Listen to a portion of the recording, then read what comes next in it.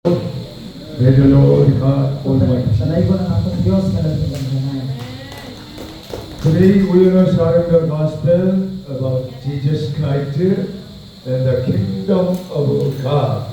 Karon atong pag-aambitan nga maayong balita naguluhan o sa Jesucristo ang ginharian sa Dios. We read the Bible, Ephesians chapter 5, verse 5. Ug atong ablihan sa atong mga Biblia sa libro sa Efeso kapitulo 5 bersikulo 5. For of this you can be sure. Timan ni kini walay tawo mao sa lawayon, laway o hakog. Kay ang kahakog maoy usa ka paagi sa pagsimba sa Dios nga makaambit sa gingharian ni Kristo ug sa Dios. Amen. Amen.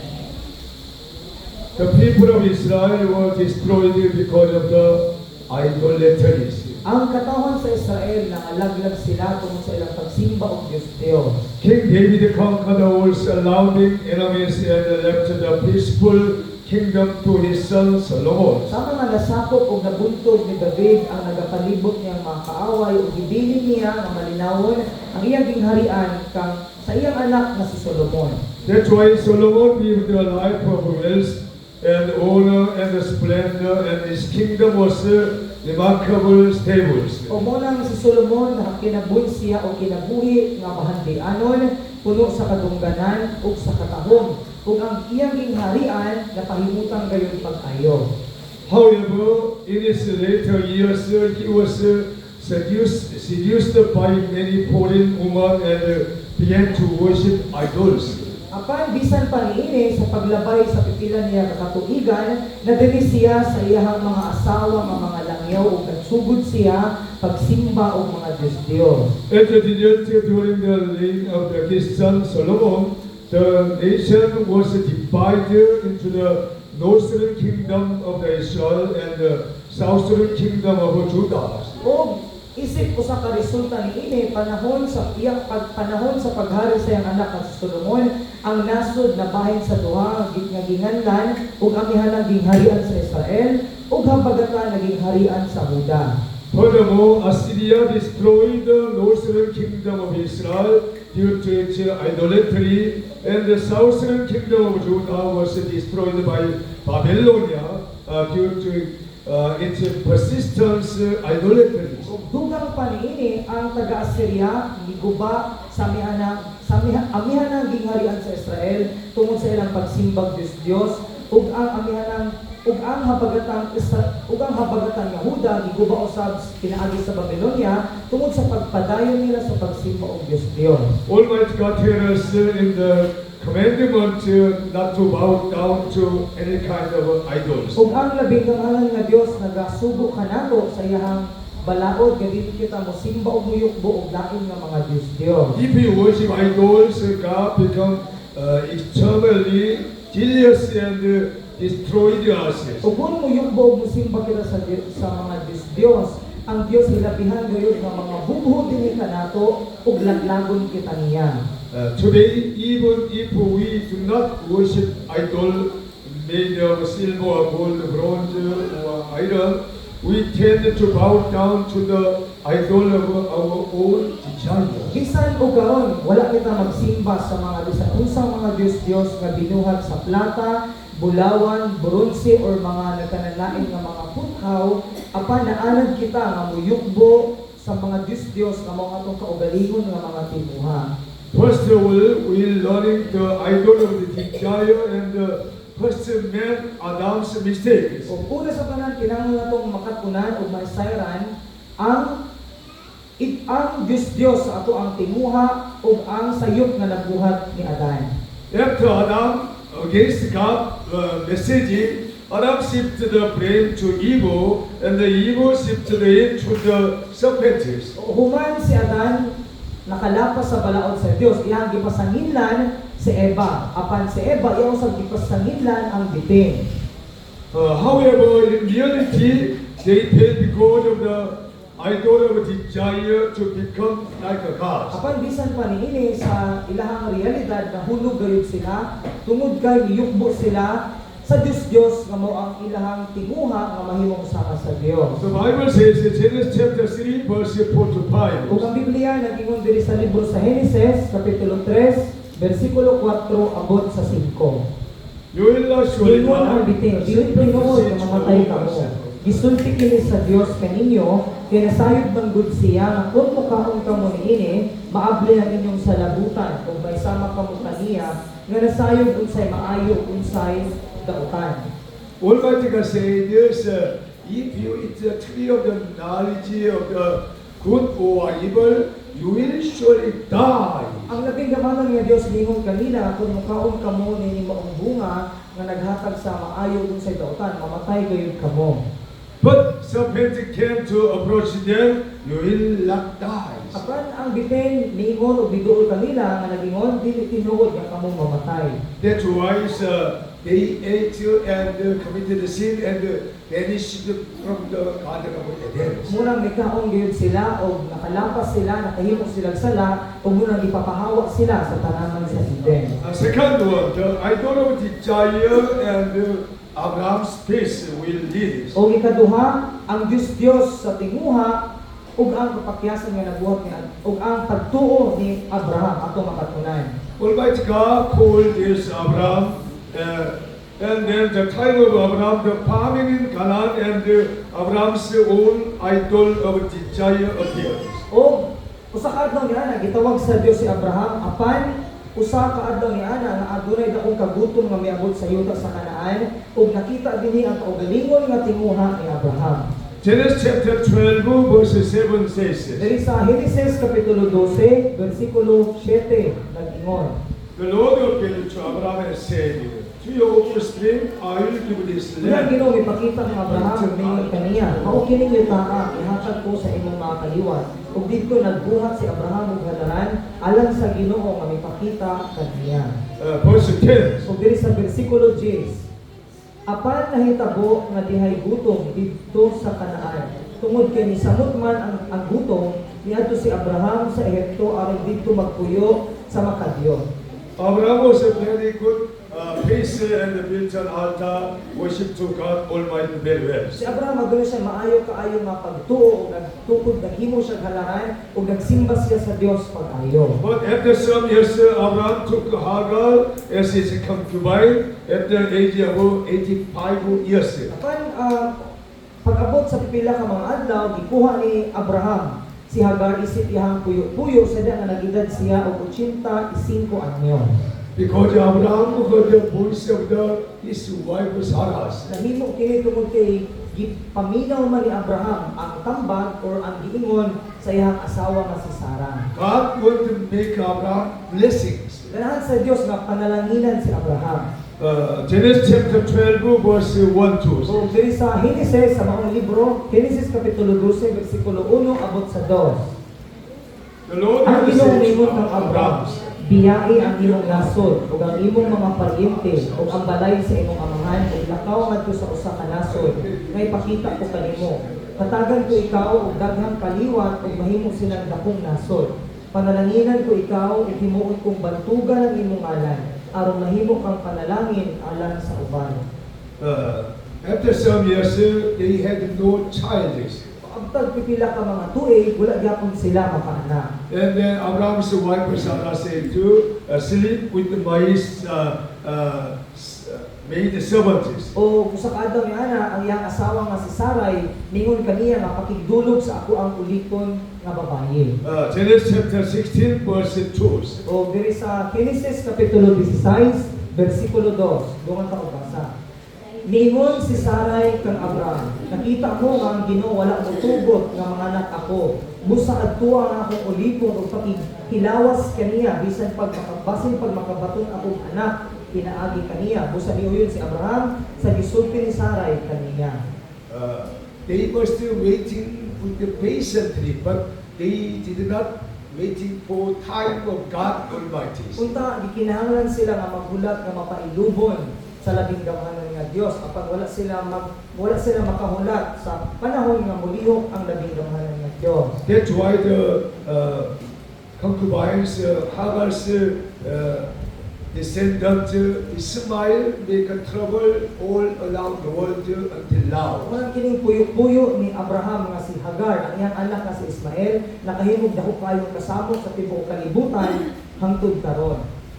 When Bible says when desire conceived, it gives birth to sin, and when sin is accomplished, it gives birth to death.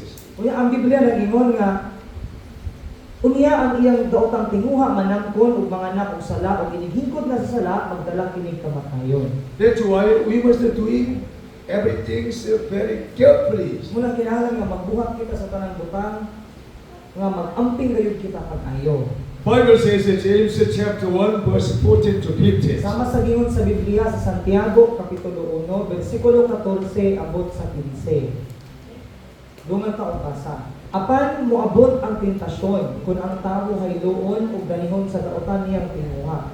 Unya ang iyang daotang tinguha manamkon ug manganak og sala ug giniging kahingkod na sa sala magdala kining kamatayon. Bible says when we have evil desire, it will make conceived in our heart, it will make sin and the troubles. O sumala sa gingon sa Biblia kung kita magbaton og daotang mga tinguha manganak kini diri sa ato ang kasing-kasing ug mahimo kining sala ug makahimo kita mga kasamo. That's why we must try out to take away the evil desire in our hearts. Muna kinahanglan natong tangtangon or wag tangon ang mga daotan or daotang tinguha nga nasulod sa atong kasing-kasing. That's why we must study Bible very carefully, distinguishing the which is the evil desire in our life. Muna nato gayong tun-an ug basahon pag-ayo ang Biblia aron atong masayran kung unsa ang mga daotan dili maayo sa atong kinabuhi. So many people destroy their life because they cannot distinguish the evil desire. Ang mga tao ang nagguba sa ilang mga kinabuhi tungod kay wala nila maili ang mga daotang tinguha. Solomon was a very powerful king in Israel, but he was very destroyed last time his life. Sama nga si Solomon usa sa kagamhanan ug bantugan kaayo nga hari sa Israel. Apan sa katapusan sa iyang kinabuhi, naguba ang iyang kinabuhi ug nalaglag ang iyang kinabuhi. That's why we must accept the something very carefully, anything else. Muna kinahanglan gyud natong dawaton or mudawat kita og mga butang ug pag-amping kita pag-ayo sa bisan. Bible says do not follow the pattern of this world. Sama nga ang Biblia nag-ingon kanato nga dili nato sundon ang mga pamatasan niining kalibutanan. 1 John chapter 2 verse 16 says this. Diri sa unang Juan kapitulo 2 bersikulo 16 nag-ingon kay ang tanang butang nga iya sa kalibutan ang unudnong kahidlaw ang tanang gikaibgan sa mga mata ug ang tanang gipasigarbo sa tawo dili kini iya sa amahan kun dili iya sa kalibutan. Amen. Everything in the world not come from the Father in heaven. Tanang butang nga naa diri sa kalibutan dili kini gikan sa amahan sa langit. That's why we must receive the message very carefully from the Heavenly Father, God Almighty. Muna kinahanglan natong dawaton ang mensahe nga gikan gayud sa atong langitnon nga amahan. So, number 3, what is the greatest devotion in our life? O ikatulo unsa man ang dako kaayong debosyon or paghalad sa atong kinabuhi. We must breaking the idols of our own desires. Kinahanglan natong gub-on ang Dios atong kaugalingon nga mga tinguha.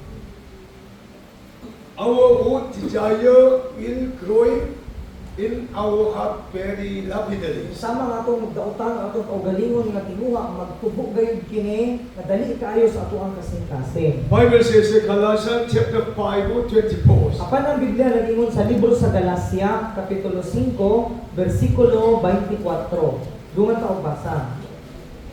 Gilansang na diha sa cross sa mga tawo nga iya na ni Kristo Jesus ang mga tawhanong kailigon ug mga lawas mong pangandoy. So we must crucify our great passion and desire with the Christ Jesus on the cross like white. Muna kinahanglan gayud usab nato ilansa nga atong mga tinguha ug atong mga pangandoy nganha sa cross ni Ginoong Hesukristo. And then we'll be set free in our Christian lives. Kung makabaton kita kagawasan sa ato ang Kristohanon nga kinabuhi. By faith, Abraham offered Isaac as a burnt offering on mountain Moriah. O pinaagi usab sa pagtuo gihalad ni Abraham ang iyang anak nga si Isaac isip usa ka halad sinunog dito sa bukid sa Moriah. And then Abraham breaking his own desire to sacrifice his own son Isaac to the Lord God Almighty as a burnt offering. O giguba ni Abraham ang iyang kaugalingon nga tinguha pinaagi sa pagtugot nga ihalad ang iyang anak isip usa ka halad sinunog sa labing gamhanan nga Dios. The Bible says in Genesis chapter 22 verse 1 to 2. O ang Biblia nag-ingon diri sa libro sa Henesis 22 libro sa Henesis 22 bersikulo 1 abot sa 2 duman ta basa. Unya wala madugay gisulayan sa Dios si Abraham.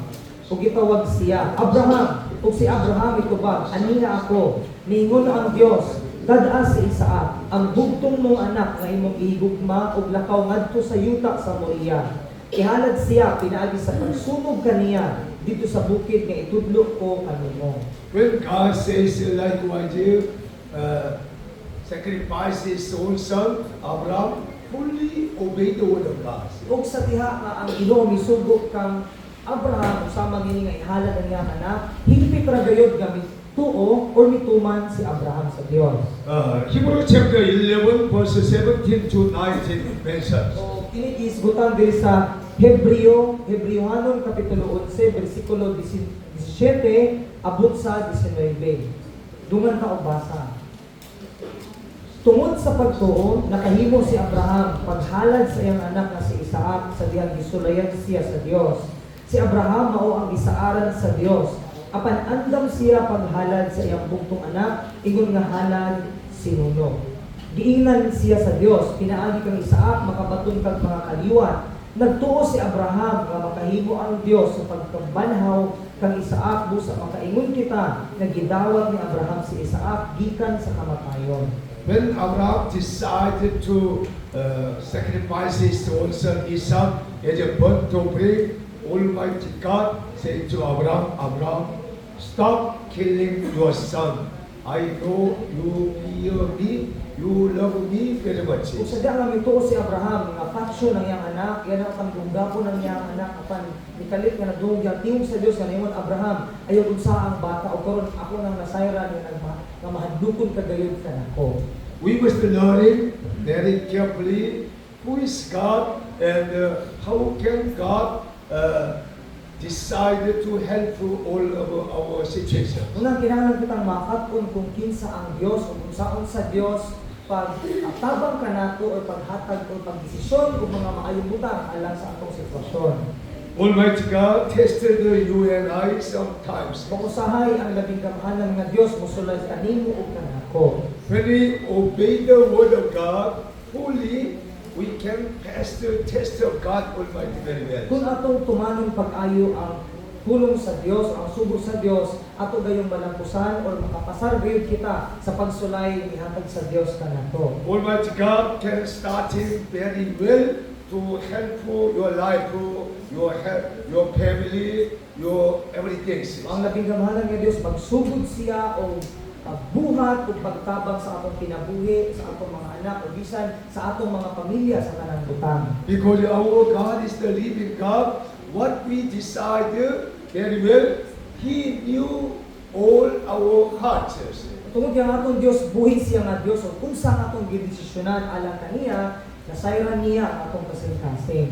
Somebody decide I can help the church, I can obey the word of God from the heart, and then God starting to working for them. Sama sa uban nga nakadesisyon sila nga mo tabang sa trabaho sa simbahan o debosyon para sa pag-alagad sa Dios. Ang labing gamhanan nga Dios pagsugod gayon ug panalangin tungod kay nasayran Dios sa ilang kasing-kasing. We must learning the idol of desire and the Christian lives. O kinahanglan usab natong makatunan ang Dios sa tinguha ug ang kinabuhi nga Kristohanon. As a Christian life person, do not have other God before God, and do not bow down any kind of idolaters and statues. Ug isip mga Kristohanon, dili kita magbaton og laing Dios gawa sa atong Dios, ug dili kita muyugbo ug musimba sa bisan unsang mga imahen or Dios. Why so many people worship and bow down to the idolater and the statues? Apan nga namang daghang mga tao ang misimba ug giyugbo sila sa mga Dios. Because they don't have knowledge of God. They don't understand what the Bible teaches us. Tungod kay wala pa sila makabalo sa pulong ay tungod sa Dios, ug wala nila masabti unsa ang gitudlo sa Biblia kanato. Almighty God says very clearly, do not make any kind of statues with gold and silver and idols in this world. Ang labing kahanan nga Dios klaro nga naingon nga dili kita maghimo or magkulit og mga bisan unsang Dios pinaagi sa bulawan, sa plata o sa bisan unsang puthaw dinhi sa kalibutan. Because many people make statues and idol, some men and they serve them their statues, not serving God Almighty. Adunay daghang mga tawo nga naghimo sila kinulit nga mga Dios sama sa lalaki o babae ug ila kining gialagaran o gisimba imbis nga dili wala nila simbahan ang Dios nga labing gamhanan. Because when they make statues, some men and some kind of model, it will become a sin for ladies. Kaysa diya nga magsugod kita pagkulit o bisan unsang mga larawan sama sa larawan sa babae o lalaki, mahimo kining usa ka sala. That's why Almighty God says, do not see, do not touch it like that. Una ang Biblia na ingon ayaw lantaw o ayaw hikap ug sama ni ini. So, when we understanding Bible, we cannot make any kind of statues. Kung ato lamang masabtan ang Biblia, dili gyud kita makasimba o mahadlok sa bisan unsang mga imahen o estatwa. So, believers serve other God, namely and themselves. O sama nga ang mga dili magtotoo, nag-alagad ug nagyugbo sila sa mga lain nga mga Dios o ilahang hinganlan sila sa ilang kaugalingon. Bible says, 2 Timothy chapter 3, verse 1, 2. O ang Biblia na ingon sa ikaduhang Timoteo kapitulo 3, bersikulo 1 abot sa 2. Dungan ta og basa. Timani kini sa katapusang mga adlaw, moabot ang mga malisod nga panahon. Ang mga tawo maghuna-huna na lamang sa ilang kaugalingon ug sa kwarta. Hambugiro sila, mapahitason, bugal-bugalon, masupilon sa ilang mga ginikanan. Dili mapasalamaton o dili Diyos nun. In the last days, many people follow the pattern of this world like wise. O sa katapusang mga adlaw, ang mga katawhan din sa kalibutan, magsunod sila sa kamatasan sa kalibutan sama ni ini. That's why Bible says continually, Ephesians chapter 4, verse 19. Una ang Biblia padayon na ingon diri sa libro sa Efeso, ari na po tas Efeso kapitulo 4, bersikulo 19. Dungan ta og basa. Nawad-an na sila sa kaulaw, nagpatuyang na lang sila sa bisyo ug nagbuhat sa tanang kalawayan. So we must protection from the all kind of like this world. Una kinahanglan natong proteksyonan ang atong kaugalingon gikan sa tanang nagkalanain nga buhat nga sama ni ini.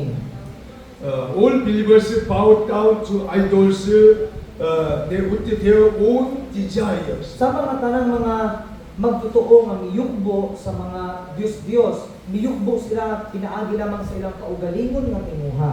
So even though many believers, many Christians bow down to their own idol of desires. Sa mga daghang mga magtotoo o mga Kristohanon nga miyugbo usab sa ilang kaugalingon nga mga Diyos nga mao ang ilang kaugalingong tinguha. So we must realize that all temptation and trials stem from the idolatries. Muna kinahanglan natong maambuhan or masayran ang tanang tentasyon, mga pagsulay nagikan sa pagsimbag Dios. Bible says Colossians chapter 3, 5 to 6. Ang Biblia nagingon sa libro sa Colosas kapitulo 3, bersikulo 5 abot sa 6. Dungan ta og basa. Colosas 3, 5 abot sa 6. To today's Busa patsa ninyo ang mga kalibutanon, nga anak kaninyo, sama sa salawayong pagpakihilawas, kalawaayan, kaulang, daotang kailibgon, ug kahakog nga maoy usa kapaagi sa pagsimba ug Dios. Kay moabot ang katungod sa Dios ngadto sa mga tawo nga nagbuhat niining mga butana. The Bible says, evil desire and greed is the idolatries. Sa mga ang daotang tinguha o kahakog mao kini usa ka paagi sa pagsimba ug Dios. Because of this one, when I was destroying come to the peoples. O tungod diini ang kasuko sa Ginoo moabot gayud sa tanang katawhan. That's why we must repent, serve our God alone, and bow down to Almighty God only. Kung muna kinahanglan kita nga maghinulsol ug ato ang alagaran ug yugbuan ang labing gamhanan nga Dios lamang. Bible says in Luke chapter 12 verse 15. So sama sa giingon sa libro sa Lucas, atong basahin sa mga Biblia sa Lucas kapitulo 12, bersikulo 15, dungan ta og basa. Og mipadayon siya pagsulti kanilang tanan, pagbantay kamo ug likayin ninyo ang bisan unsang kahako. Kaya tinuod nga kinabuhi sa tawo wala diha sa mga butang nga iyang gihuptan, bisan unsa pa siya kadato.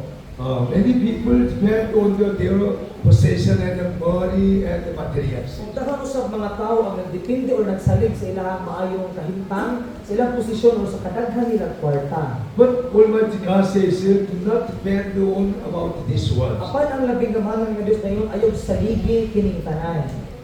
We must depend on God Almighty always. Doon mosalig lamang kita sa atong Dios nga labing gamhanan. Today, memorized verse emphasize how the Lord God protection His servant Daniel in the lion's den. Sama sa atong gimemorya karon nga bersikulo nga nagpasabot ug giunsa sa Dios pagproteksyon ang iyang alagad nga si Daniel didto sa langob sa mga leon. Daniel depend on God Almighty and trust Him with the whole heartedness. Kay si Daniel nagsalig siya sa labing gamhanan nga Dios ug misalig siya sa Dios sa kinasing-kasing gayon. That's why when he was dangerous in the lion's den, Almighty God already sent His angels shut the mouths of the all lions. Unang sadya nga delikado kayo iyang kahimtang dito sa langob sa mga leon, ang labing gamhanan nga Dios iyang gipadala iyang mga anghel ug gipatak-om ang mga bakba sa leon.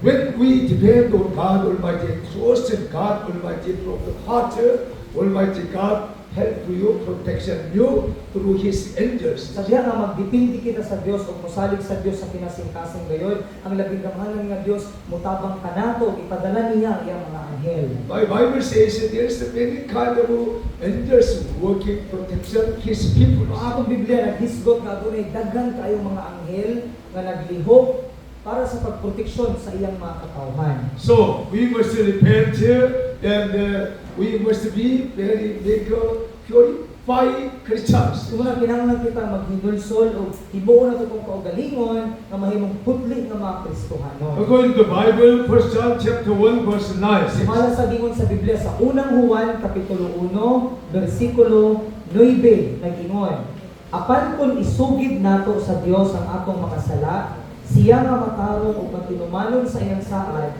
mapasaylo gayud sa tanan natong mga sala ug maghinlo sa tanan natong mga kalakasan. Amen. Amen. Confessing our sins is the first step to make a purified heart to see the kingdom of heaven. Ang paghinulsol sa atong mga sala mo'y una nga lakang o tikang aron nga makita nato o badawat ang gingharian sa langit. When I confess my sins, Almighty God sent His angels and His Holy Spirit in my life.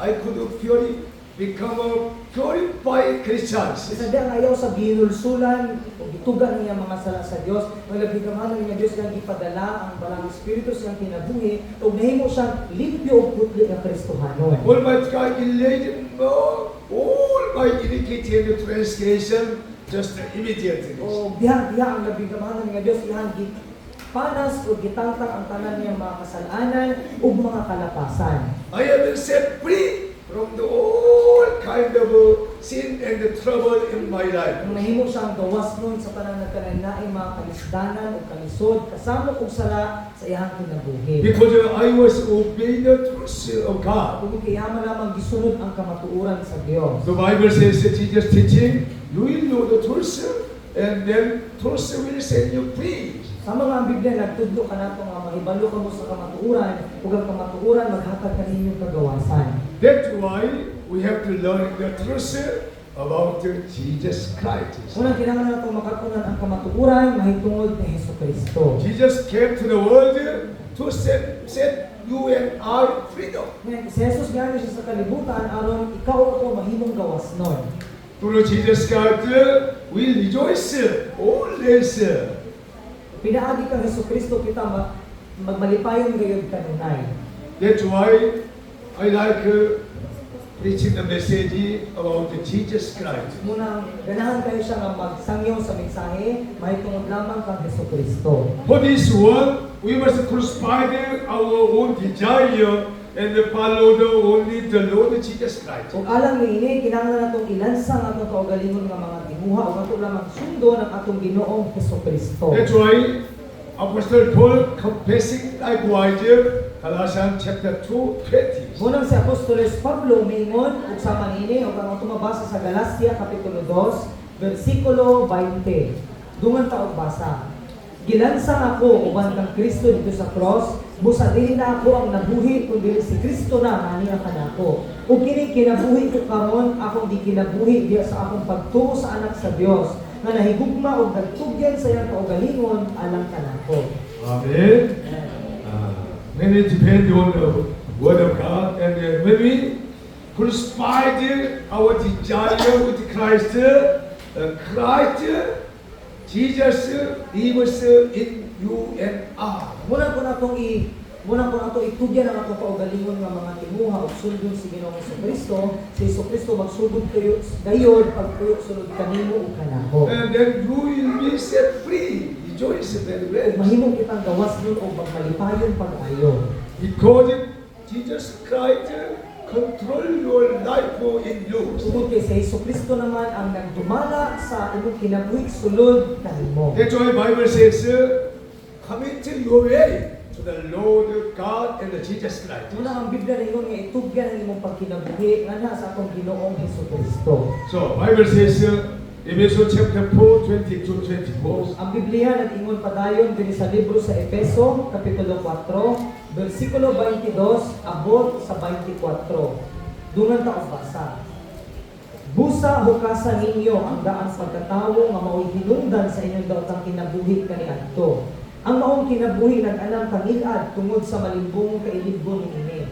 Kinahanglang bag-uhon gayud ninyo ang inyong mga kasing-kasing ug una-una. Isulob ninyo ang bagong pagkatawo nga gibuhat sa Dios sama sa iyang dagway nga makita diha sa matuod nga kinabuhi matarong ug balaan.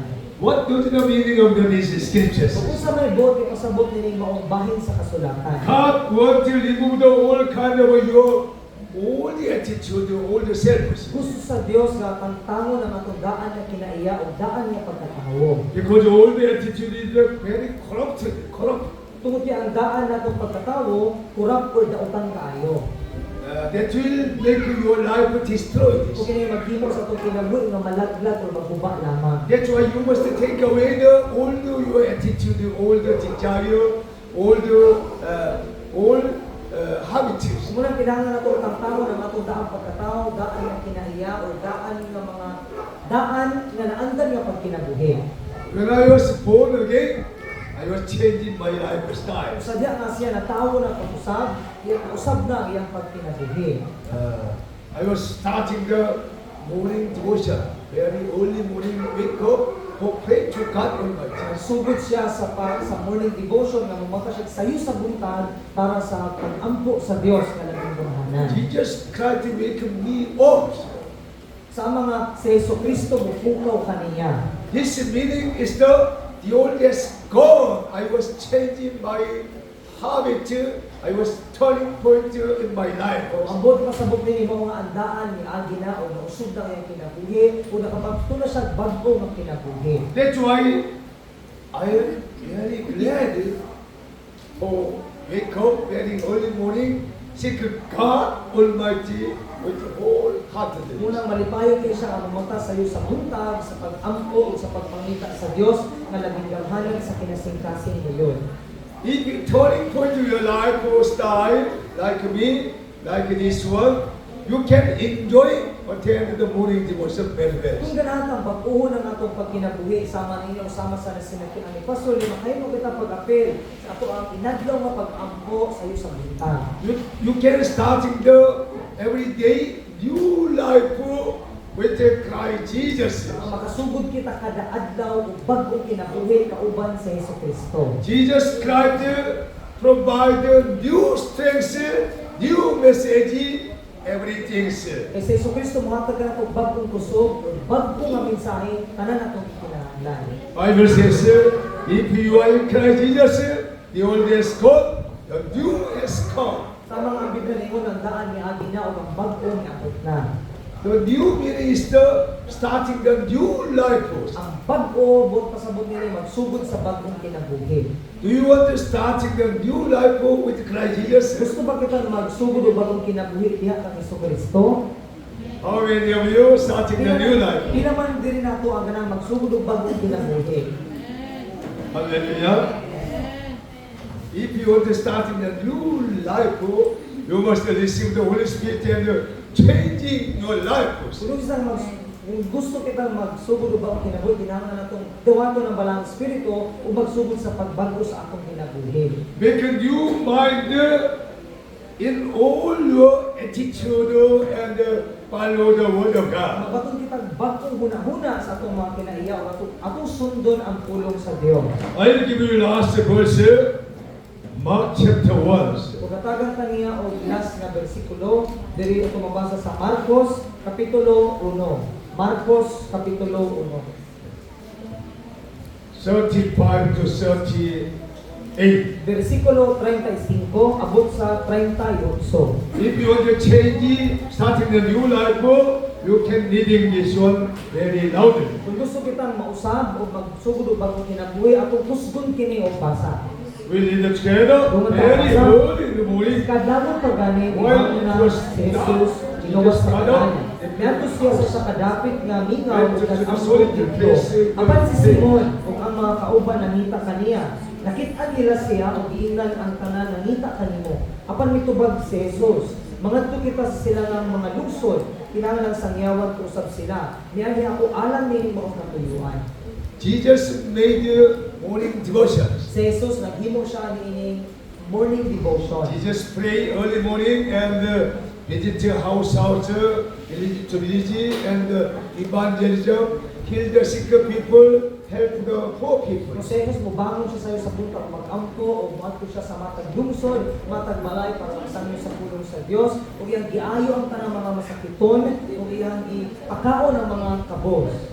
This is the very good, important attitude of Jesus Christ. Ug kini ang maayo kayo importante nga kinaiya ato makatungan gikan kang Ginoong Hesukristo. If you want to start in the new life, you can change your lifestyle. Kung gusto kitang magsugod og bagong kinabuhi, mahimuon nato nga bag-o ang atong pagkinabuhi. And then you can start in a new life with Christ Jesus, with the word of God. O makasugod na kita og bagong kinabuhi kauban kang Hesukristo pinaagi sa pulong sa Dios. I like it very well in the morning, pray and reading Bible. Almighty God give us the new message every day. Sa mga ganahan kay sa pastor kada adlaw kada gabi sa pag-ampo tungod kay labing kamanan nga Dios naghatag kayo og panibagong mga pananawon ug mensahe. And then I can live a holy life with the very word of God and the Holy Spirit. O makahimo siya sa pagkinabuhi sa balaan na kinabuhi pinaagi sa balaang pulong sa Dios ug sa balaang espiritu. That's why I tell you the truth, all church members become like this Christians. Nga nasultihan ka sa kamaturan ni Pastor, kita tanang mga miyembro sa simbahan, kinahanglan nga mahimutang sama niini nga mga Kristohano. And then you will rejoice your life very well. O magmalipayon gayon kita pag-ayo sa ato ang kinabuhi. Pray. Almighty God, we thank you so much for gathering here this, sharing the gospel about the Jesus Christ and the kingdom of heaven. Help all our brothers and sisters, young people, children to follow the step of Jesus Christ, attitude of Jesus Christ, take a mind of Jesus Christ, for the glory of God, for a new life starting.